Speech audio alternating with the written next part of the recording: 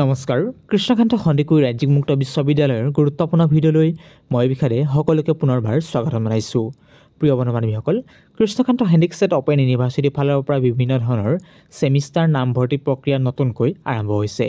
কি পৰ্যায়ত নতুনকৈ এডমিশ্যন বা নামভৰ্তি ষ্টাৰ্ট হৈছে চাওঁ আহক সবিশেষ তথ্য। এইখিনিতে আপোনালোকলৈ বিনম্ৰভাৱে অনুৰোধ জনাইছোঁ, যদিহে আমি যাব লাগিব Krishnakanta Handiqui State Open University online admission ছেকশ্যনত।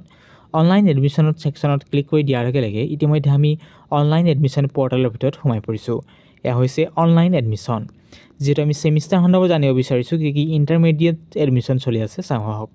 Intermediate admission ছেশ্যনত click কৰি দিয়াৰ লগে লগে ইতিমধ্যে আমি সেই ছেশ্যনত সোমাই পৰিছোঁ। এডমিশ্যন এনাউন্সমেণ্ট কি বৰ্তমান নতুন নামভৰ্তি প্ৰক্ৰিয়া ষ্টাৰ্ট হৈছে। থাৰ্ড ছেমিষ্টাৰ এডমিশ্যন জুলাই 2023 15/11/2025 পৰা নামভৰ্তি ষ্টাৰ্ট হৈছে।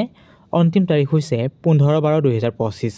ক্লিক হিয়াৰত ক্লিক কৰি সুন্দৰকৈ নামভৰ্তি প্ৰচেছলৈ আগবাঢ়ি যাব পাৰিব। ঠিক সেইদৰে third semester admission July 2024 admission start হৈছে 15/11/2025 to 15/12/2025। ক্লিক হিয়াৰত ক্লিক কৰি এডমিশ্যন প্ৰচেছ কৰিব পাৰিব। থাৰ্ড ছেমিষ্টাৰ এডমিশ্যন জানুৱাৰী 2024 15/11/2025 পৰা আৰম্ভ হৈছে আৰু 15/12/2025 অন্তিম তাৰিখ।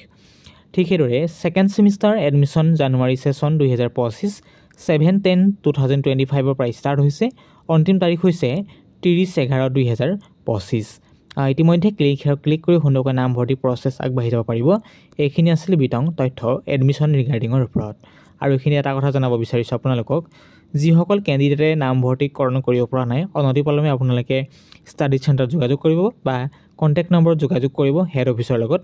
নিশ্চয় দেখিছে সেই কণ্টেক্ট নম্বৰত যোগাযোগ কৰিলে আপুনি সম্ভৱতঃ এডমিশ্যনৰ ক্ষেত্ৰত যিখিনি সমস্যা পাই আছে সেই সমস্যাখিনি ক্লিয়াৰ হৈ যাব।